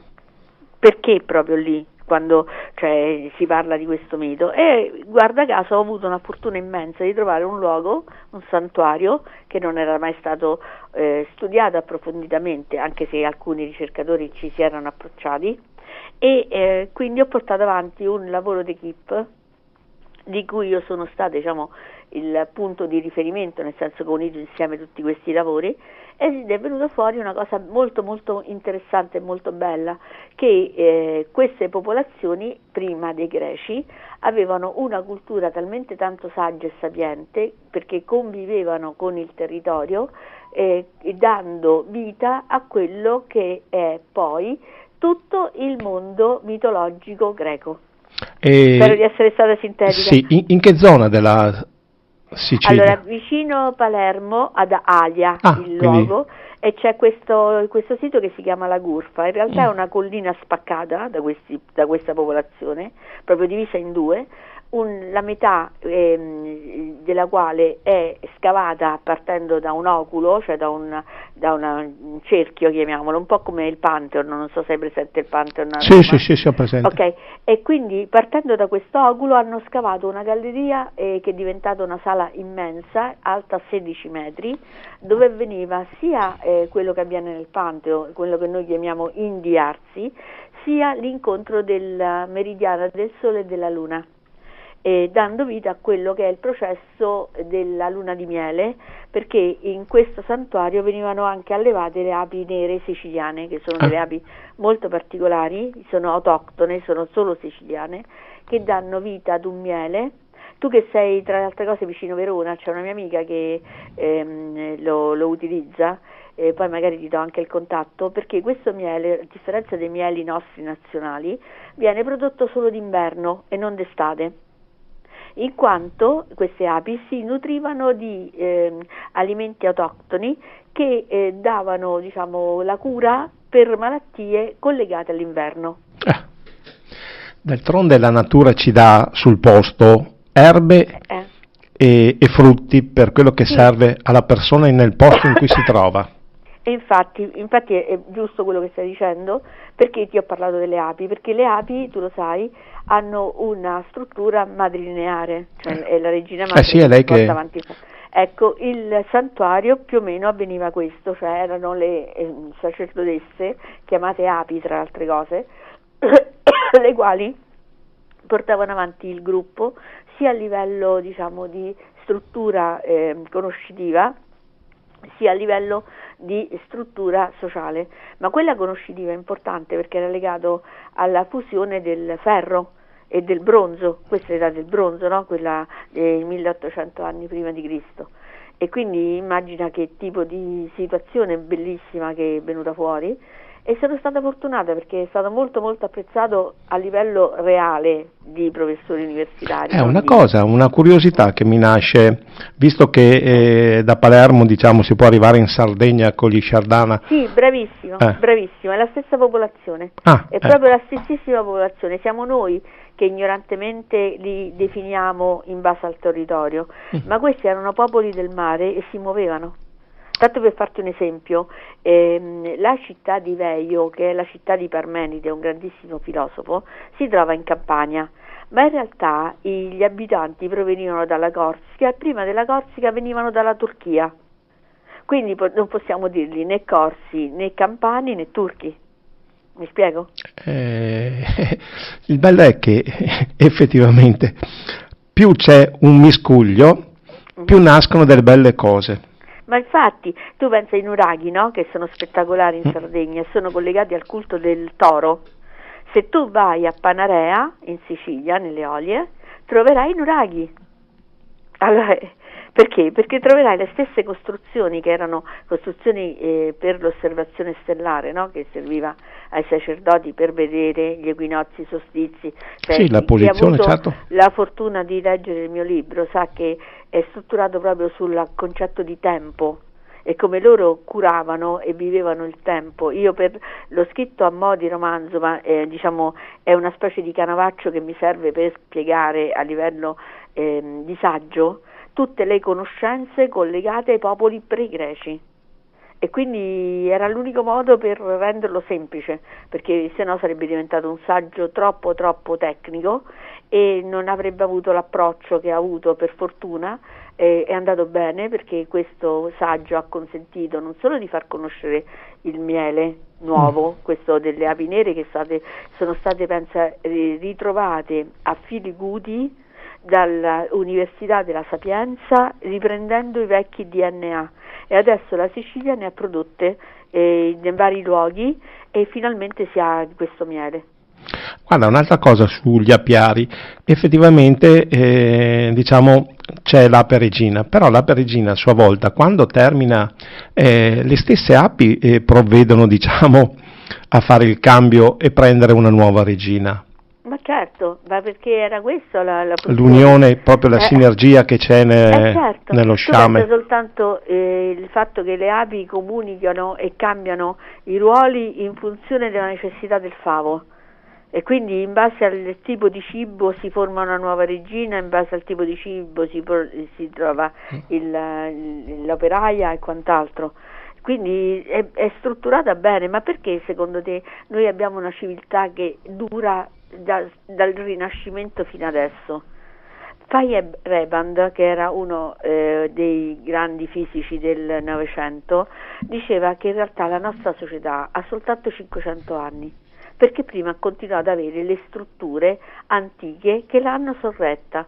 È sorta con la tecnologia questo nuovo tipo di società, quindi diamo la colpa a Galileo, mi spiace povero Cristo, ma se deve prendere pure questa di colpa, che in qualche modo immettendo un tempo tecnologico ha depauperizzato, proprio ha impoverito tantissimo quelle che sono le strutture portanti della società. Che oggi per giunta è il giorno che Galileo era stato denunciato per eresia, se non vado errato. Sì, ma l'eresia non è una cosa negativa, eresia vuol dire essere collegati al libro, non è che, cioè questa è un'altra cosa che tutti chissà che immaginano che sia l'eresia.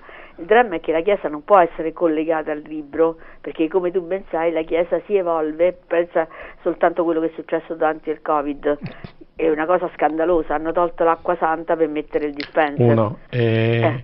E fortuna che viene citato dei lebbrosi e quant'altro, anche il messaggio di San Francesco, dov'era? Che le opere francescane non facevano entrare se non avevano mascherine e quant'altro. No, vergognoso, guarda, vergognoso. È un periodo storico questo, che fortuna che è passato, però non bisogna dimenticare, ecco. No, guarda, è stata messa in atto una forma di violenza psichica. Io mi ricordo benissimo quando dicevano li scoveremo casa per casa, e poi andiamo a fare il giorno della memoria, quando a persone normali, semplicemente perché avevano deciso di non seguire quello che era l'opt-out, tu dici li scoveremo casa per casa, speriamo che muoiano, ma ti ricordi quello che Sì, quante ne hanno dette? Cioè non ha importanza la violenza psicologica che è stata esercitata, è la violenza psichica nei confronti di questi ragazzi che si sono trovati 2 anni fuori dal mondo. Ma tu ti rendi conto quanto è importante per un ragazzino di 10 anni, dai 10 ai 12 anni, il rapporto che c'ha con l'altro sesso, il rapporto che c'ha a livello amicale, perché gli amici che noi ci siamo fatti nell'adolescenza ce li siamo portati fino alla fine. Quindi tu gli togli quello, ma che gli hai dato? Io facevo lezione, i ragazzi miei stavano o a letto o al bagno, certe volte sentivo suonare la catena, non scherzo. E quindi ti rendi conto, cioè, che tipo di morale può venire fuori da una società del genere? Adesso volevano riportare il DAD per la questione energetica, certo. Avevano già pensato di riportare la scuola al DAD, sì. Per fortuna che si stanno svegliando i miei colleghi, meno male. Auspico di cuore che ci sia un cambiamento, perché poi, come tutte le cose, sono cicliche, c'è il punto negativo, però poi c'è una risalita, quindi le mele marce bisogna eliminarle dal cesto. Speriamo che questo paese si sia svegliato, perché da quello che vedo le mele marce ogni tanto riappaiono facendo i finti salvatori della patria. Basta vedere a livello politico chi con quale faccia si ripresentano. Cioè le stesse persone si ripresentano come se non avessero fatto nulla, cioè basta dire che la speranza è che in qualche modo qualcuno andasse in galera, il nome l'ho citato senza voler offendere nessuno, chi è intelligente ha capito, cioè, ma vi rendete conto che sono stati fatti dei protocolli falsi e questa gente non sta in galera perché la prima cosa che hanno fatto è si sono premuniti di dire che loro non erano responsabili di quello che andavano a fare, ma renditi conto, ma che civiltà è questa? Come l'ultima farsa, quella del referendum, è costato solamente 200 milioni circa nelle tasche degli italiani. Noi paghiamo i nostri cari politici per portare avanti determinate cose e invece scaricano su di noi volutamente, e anche lì ce la siamo. Ma quella è una pervenza di democrazia. Certo. Posso fare un attimo di piccola pubblicità? Scusami, sì, ma la devo no, guarda, fare. 2 secondi solo, ti leggo i due messaggi perché sono sempre inerenti. Allora, che bella, sapiente insegnante, ci fai conoscere. Puoi ripetere il titolo del libro e il cognome, come si chiama? Grazie. E se puoi ripetere il titolo del libro di nuovo, dice Stefania e Roberta. Allora, il libro si chiama Ara, il romanzo della Gurfa. E il mio nome è De Caro Caterina Luisa. Vi ribadisco, è un romanzo che nasconde dietro tutta la filosofia di Maria Gingutas, che è la più grande antropologa del Novecento per quanto riguarda le migrazioni che vanno dall'Asia fino al Mediterraneo, e riguarda anche le scoperte attuali del disco di Nevra, della Gurfa e di tante altre situazioni che stanno proprio avvenendo in questi giorni. Notate bene che il libro è uscito l'anno scorso e ho avuto anche la fortuna di presentarlo a Turisma, che è il luogo in cui archeologia e cultura si incontrano, e quindi l'ho presentato anche in Parlamento, cioè ha avuto un ottimo riscontro, diciamo, la diffusione di questo libro, e sono molto contenta perché, ribadisco, a me non interessa la fama, interessa creare possibilità lavorative ai giovani, e questo per fortuna è successo, come con tutti gli altri miei libri che si occupano di giardini filosofici, per cui i ragazzi che fanno da guida nei vari giardini possono utilizzare questi libri per spiegare il vero significato di... Voi avete Villa Pisani, per esempio?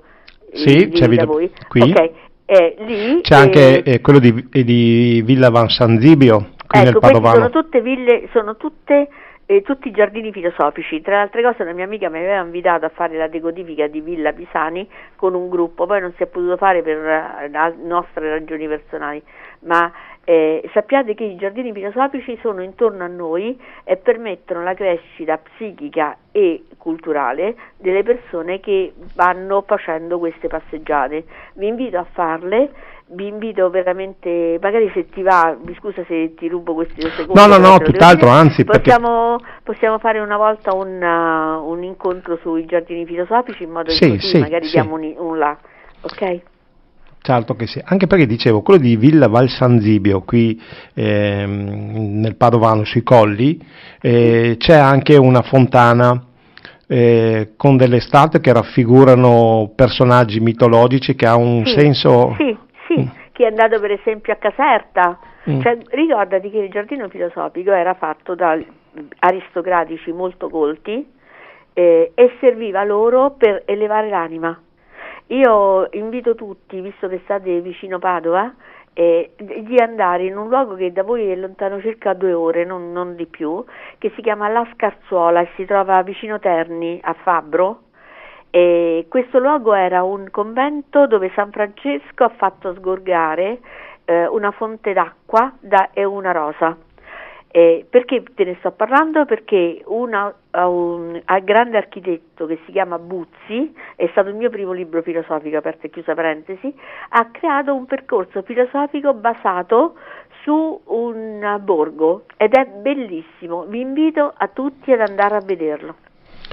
Bene, grazie di cuore, perché credo, appunto, come dicevo, l'argomento che è stato trattato, perché ci stiamo avvicinando, adesso abbiamo ancora una decina di minuti, dicevo, l'argomento era ostico, però c'è da dire una cosa, che si possono dare anche dei consigli per riuscire, diciamo, a uscire un attimino perché sembra che sia una strada a senso unico, che non si vada, e invece bisogna vedere che davanti c'è la luce, c'è la possibilità di trovare qualcosa. Guarda, però già il fatto che abbiano tolto i telefonini per legge ti sembrerà un assurdo, detta così, ma sapessi quanto è cambiato quest'anno la scuola.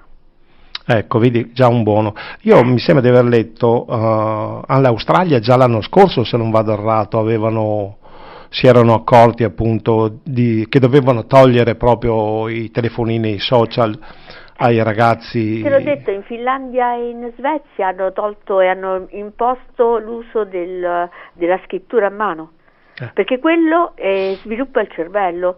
Chi ha conoscenze psicologiche sa che il cervello, l'hai detto bene tu prima, è una spugna, però è una spugna ricettiva, cioè lavora sullo stimolo e risposta. Se tu a questi ragazzi non insegni a scrivere il corsivo, loro scrivono in stampatello, perché per loro, proprio strutturalmente, non hanno la capacità di seguire. Ok? Invece il corsivo ti mette in evidenza non solo la tua personalità, ma anche la struttura psichica con la quale argomenti il discorso. E quindi speriamo di tornare a queste regole basilari e secondo me anche chiarificatrici. E invito tutti veramente di tornare alla scrittura, perché sapessi quanto è utile mettere per iscritto quello che sono i nostri pensieri e magari riguardarli ogni tanto e ci accorgiamo come evolviamo e come magari le cose le spiegheremmo in maniera diversa oggi. Io vorrei aggiungere, non è mai troppo tardi. Certo, quello che abbiamo detto prima, ringraziamo il maestro Manzi e tutte le belle cose che ci ha insegnato quando eravamo piccolini. Allora, scusate, non sono riuscito a prendere il titolo del libro. Allora, si chiama il romanzo della gurfa. Allora, mi dispiace, non posso prendere altre telefonate, posso ricevere solo messaggi. No, perché c'è anche la seconda linea, ma non la posso prendere perché altrimenti poi mi cade questa, quindi di conseguenza... Guarda, possiamo fare così, se hanno delle domande, quelle che tu ritieni più interessanti, tanto noi abbiamo un contatto su WhatsApp, sì. Ti pregherei di non dare il mio numero, per favore, perché puoi immaginare la mia vita, no. Però tu mi giri la domanda e io rispondo e poi tu lo rigiri, ok? Facciamo così, aiutiamo i tuoi... Sì, no, io qui li ricevo perché mi arrivano sia messaggi che tramite WhatsApp. In effetti anche un altro messaggio di Stefano dice sì, si parla sempre dei problemi, però non si dà mai delle soluzioni. Ma le soluzioni sono più semplici di quello che noi pensiamo, basta semplicemente dire che una buona regola forma buone persone, perché il fatto di imporre, ma non scherzo, il non uso del telefonino dentro una classe, vuol dire che sono più attenti a quello che viene loro detto. Beh, se invece vengono continuamente distratti da quello che sono i social network, non possono in qualche modo concentrarsi. La concentrazione fa sì che noi attiviamo non la memoria a breve termine, ma la memoria a lungo termine, e quello è la funzione della scuola: attivare delle strutture che consentano con le conoscenze di poter riadaperarle nel corso della vita, un po' come quando si va in bicicletta. Quando abbiamo imparato di andare in bicicletta e non la tocchiamo per tanto tempo e la riprendiamo, ci accorgiamo che lo sappiamo fare. Così è la scuola, ti dà quelle strutture portanti per le quali tu da solo puoi continuare a fare. È quello il compito della scuola e anche Certo. degli insegnanti, saper diciamo in prima ragionare con la propria testa e poi andare a cercare ciò che ti serve per valutare quello che devi fare, insomma. Umberto Eco diceva: la laurea non serve per dimostrare quanto sai, ma per sapere dove andare a cercare le cose. Ecco, che è quello che è importante. Infatti. Allora, aspetta un attimo, ho trovato il libro e c'è anche un'intervista su YouTube da Tubang e parla del libro. Bene, ecco qui un'aggiunta. Ce quindi... ne sono 2 o 3 di interviste, e la più importante è quella di Facciamo finta che, è molto bella, fatta con Bizzi. con Bizzi, sì. E quindi quella è fatta bene perché Bizzi è il mio editore, è stato il mio editore di questo libro, e l'ho scelto io perché nella copertina c'è il suo emblema, e siccome rappresenta bene quello che volevo dire, allora ho chiesto se mi pubblicava il libro, e devo dire ha avuto veramente un buon successo, non mi posso proprio lamentare assolutamente. C'è Nicola che chiede: scusate, portare i figli alla scuola steineriana, che ne pensate?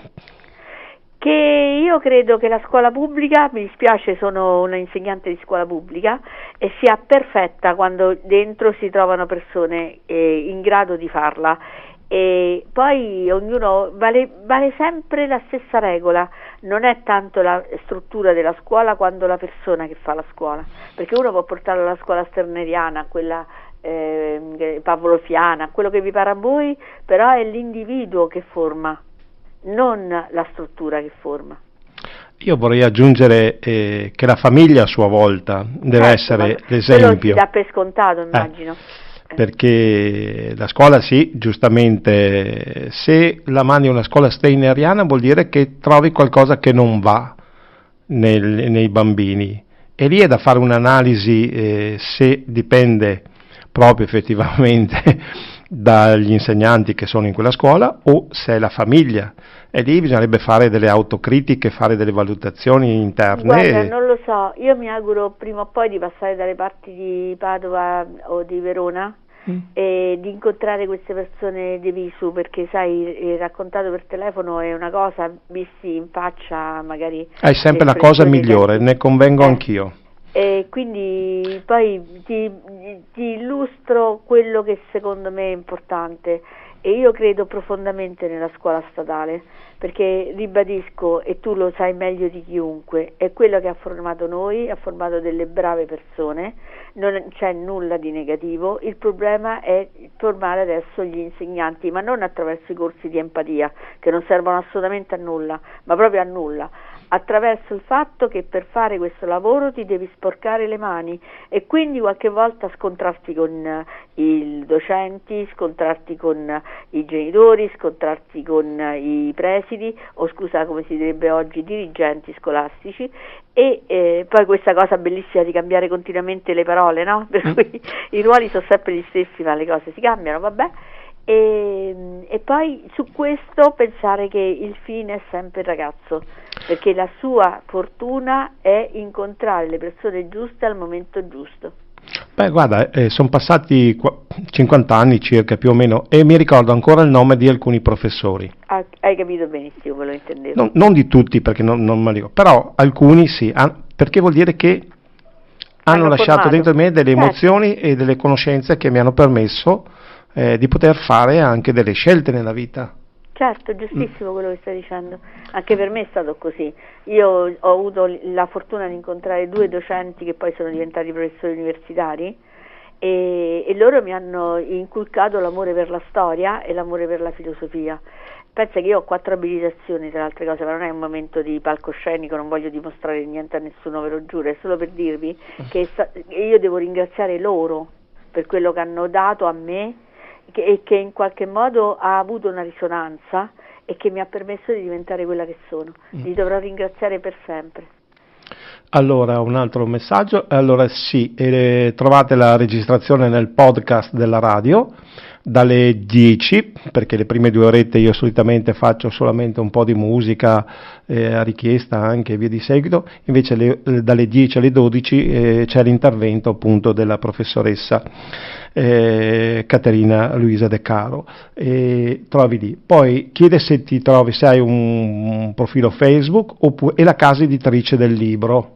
Allora, la casa editrice in questo momento non me lo ricordo, vi chiedo scusa, ma siccome ho avuto pubblicazioni in varie case editrici, quindi mi sembra che sia nuova, non me lo viene. Comunque sappiate che è quella di Bizzi, quella che di Facciamo Finta Che, è collegata a tutta questa situazione. Ma il libro lo trovate sicuramente, il mio profilo Facebook c'è. Scrivete il mio nome completo con Luisa, perché io ho 8 cugine che si chiamano Caterina, quindi potete immaginare. Sì, ce ne sono. E quindi sappiate che mi potete riconoscere solo se aggiungete il nome di Luisa, perché il mio nome è Caterina Luisa, proprio per distinguerli dalle mie 8 cugine. E una volta si usava che il nome della nonna andava trasmesso alla prima figlia, quindi puoi immaginare. Ah beh, in Grecia è normale, quindi ho parenti in Grecia, quindi...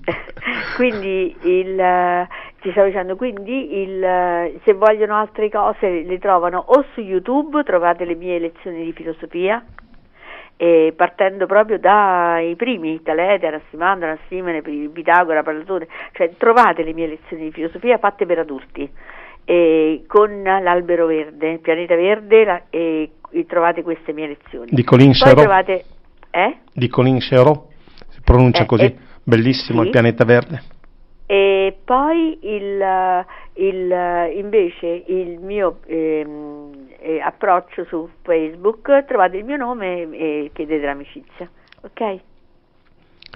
Auspico che possa essere, come dicevo prima, non è mai troppo tardi, e mi ci aggiungo anch'io, perché effettivamente smuovere un po' di polvere che abbiamo accumulato nel cervello aiuta, anche se va da sé che ovvio che non sia più la velocità e quant'altro di quando si era giovani, insomma si perde qualcosina. Anch'io, guarda che sto come te, tu pensa, sai quante volte mi vedo la figura davanti e non riesco ad approcciare alla parola? È normale, cioè ormai abbiamo una veneranda età, come si suol dire. No, beh, io mi sono ripromesso di arrivare a 120.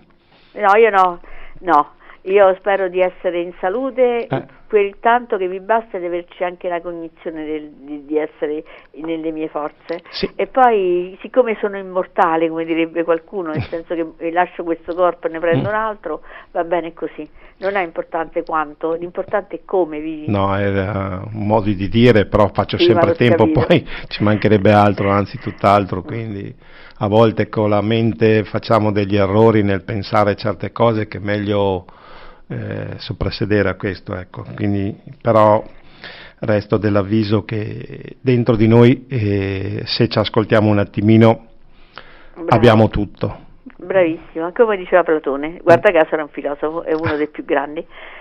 Senti, ti do un abbraccio e saluto i tuoi ascoltatori, grazie di cuore, ringrazio la mia amica Rosanna Trevisan, che mi ha dato il contatto. Grazie a lei. Grazie a tutti. Grazie, ancora grazie Caterina, anche da parte di tutte le radioascoltatrici e radioascoltatori. Alcuni messaggi non sono riusciti a leggere perché mi portavano fuori tema, comunque sono interessanti anche quelli, casomai ne parleremo un'altra volta. Va bene, un abbraccione. Grazie di cuore ancora, grazie. Ciao. E buona giornata. Ciao Caterina. Ciao.